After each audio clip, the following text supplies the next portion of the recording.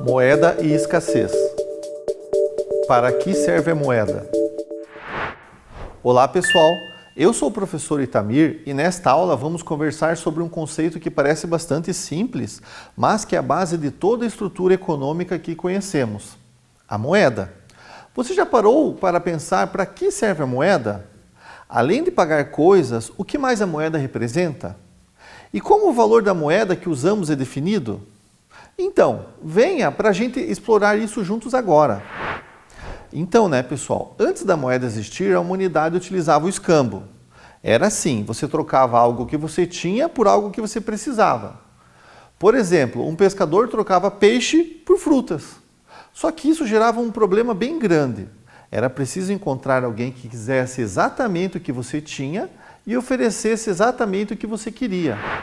Esse problema ficou conhecido como coincidência múltipla de necessidades. E isso dificultava muito as trocas e tornava quase impossível as pessoas conseguirem tudo o que precisavam. Por exemplo, se alguém precisasse preparar um grande terreno para o plantio e quisesse contratar trabalhadores, como que essa pessoa iria fazer o pagamento? Ela precisava saber o que esses trabalhadores precisavam para fazer as trocas individuais desses itens ou serviços pela preparação da terra. Então, e se ninguém quisesse o que você tem? Ou se você quisesse algo que não estivesse disponível? Então, a economia era travada e toda essa limitação e a moeda surgiu como solução para isso. Com a moeda, as pessoas passaram a não depender mais da vontade da outra parte. Você simplesmente vende o que tem por dinheiro e usa esse dinheiro para comprar o que quiser usando a moeda como uma ponte entre desejos diferentes.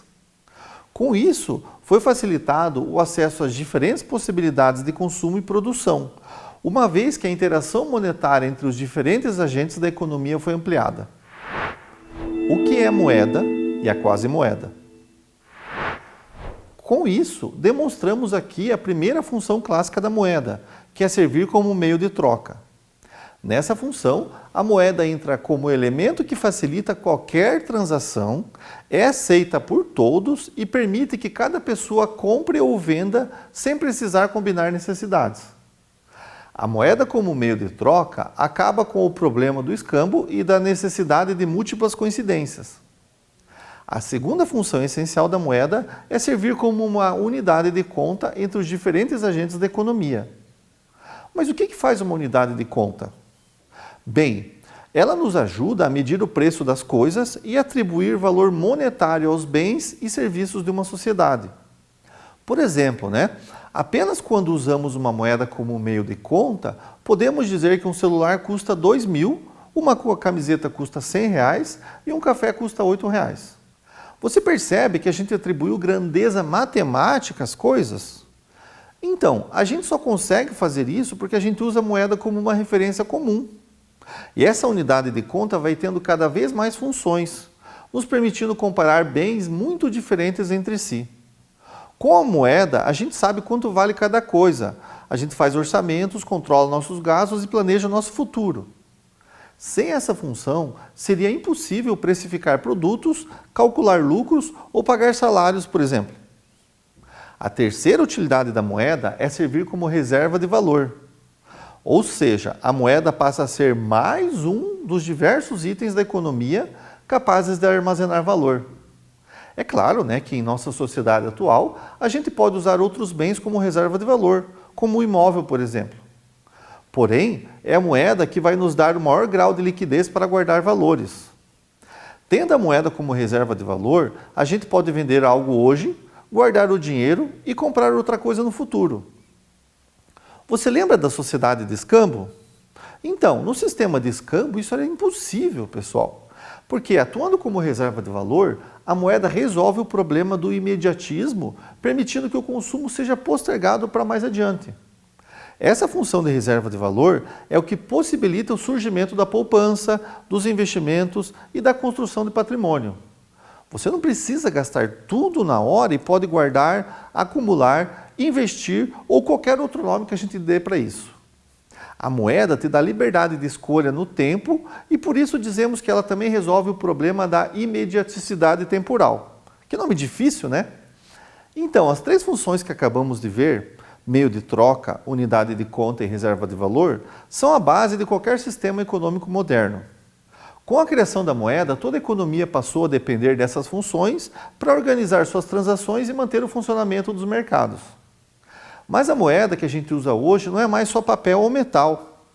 Mais recentemente, pelo menos para alguém na minha idade, surgiu o Pix, por exemplo. Quando a gente faz um Pix, a gente paga no cartão ou transfere valores pelo app do nosso banco, a gente também está usando a moeda. Essa moeda é também chamada de moeda escritural ou digital, que está registrada nos sistemas eletrônicos. Essa evolução da moeda acompanha a tecnologia e as transformações da sociedade. Com a moeda digital, hoje a gente fala de carteiras digitais, bancos online e criptoativos, por exemplo. Independente disso, quando a gente usa a moeda, a gente sempre busca cumprir as mesmas três funções básicas: meio de troca, unidade de conta ou reserva de valor. Então, só é moeda se essas três funções puderem ser usadas ao mesmo tempo, certo? Filosoficamente falando, mais do que um objeto físico, a moeda é uma ideia. Ela vem a ser um referencial simbólico de valor que funciona porque a gente acredita nesse valor. Imagine só, você aceita um pedaço de papel como pagamento porque confia que ele será aceito por outra pessoa depois. Tudo depende da confiança coletiva e, é claro, das instituições do Estado, que vão fornecer a confiança, também conhecida como fidúcia, para a moeda vigente em cada país. Para a gente instrumentalizar isso, nós temos instituições como o Banco Central, que regula a quantidade da moeda em circulação, define regras e estabelece a política monetária. Apesar de não ser completamente subordinado ao governo, uma vez que o Banco Central é independente, esse Banco Central tem o aval do governo para controlar o poder e a estabilidade da moeda. Esse tipo de política mantém a estabilidade econômica e garante que a moeda continue tendo valor e seja aceita por todos os agentes da economia. Vamos falar de outro conceito importante, a quasi-moeda. Bem, quasi-moedas são aqueles ativos que não são moeda em si, mas têm alta liquidez e podem ser rapidamente convertidos em dinheiro. Alguns exemplos são a poupança, os fundos de investimento e os títulos públicos. A quasi-moeda não serve diretamente para pagar um café, mas pode ser sacada ou transferida para virar moeda. Por isso, ela cumpre um papel importante na economia, especialmente quando falamos de investimentos e gestão de risco.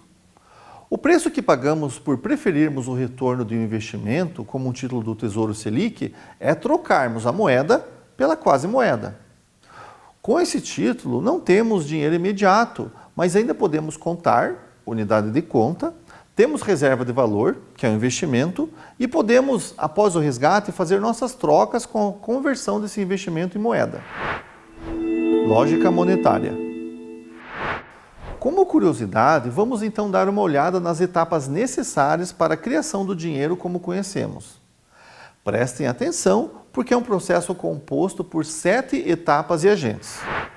Primeira etapa. No início, nós temos o Bacen, o qual solicita à Casa da Moeda a impressão das cédulas e moedas. Passo 2. No segundo passo, a Casa da Moeda, então, imprime as cédulas e cunha as moedas. No passo 3, é no Bacen que o dinheiro fabricado começa a ter valor monetário e deixa de ser apenas pedaços de papel e de metal. No 4, a instituição custodiante, então, recebe o dinheiro do Bacen, o armazena e é responsável pela logística do dinheiro, ou seja, sua movimentação e distribuição.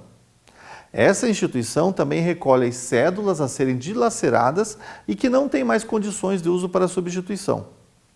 No passo 5, as instituições financeiras entram e repassam aos seus clientes o dinheiro recebido das instituições custodiantes. No passo 6, é nessa última etapa que nós entramos, os correntistas. Aqui somos responsáveis por utilizar o dinheiro e zelar pelo seu bom uso. Tudo isso mostra como a moeda está presente em quase todas as decisões econômicas. Quando compramos, vendemos, investimos, poupamos ou negociamos. É a moeda que nos dá a base para tudo isso acontecer de forma eficiente. E por incrível que pareça, muita gente usa a moeda todos os dias sem perceber o papel que ela exerce. Ela está tão presente que virou invisível, Porém, né, pessoal, sem ela a gente não teria como organizar uma sociedade baseada apenas em trocas e mercados. Perceba então que é a moeda que possibilita a existência de salários, contratos, tributos, bancos e crédito. Ao organizar todas essas relações, passamos a compreender melhor o papel da moeda como um dos primeiros passos para entender economia. Evolução da moeda. Nas economias primitivas, pessoal, então a gente tinha como principal característica o escambo. Esse escambo, ele trazia também a necessidade, né, de coincidência múltipla de necessidades para as pessoas fazerem negócios, como foi o exemplo lá da pessoa que queria preparar o terreno. Quanto às economias modernas, então esse escambo, né, com a criação da moeda, ele foi substituído por essa moeda, então as pessoas não precisam mais ter as mesmas necessidades para fazerem transações econômicas. Então são essas as duas principais características das economias primitivas e das economias modernas. Então vamos recapitular.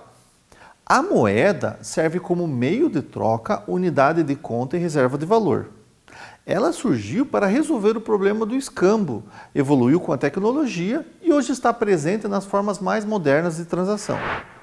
Quando você usa um Pix, paga o aluguel, economiza um trocado ou até compara o preço de dois produtos no mercado, tudo isso envolve a moeda. Ela não é só uma nota no bolso, mas uma engrenagem essencial para a vida em sociedade.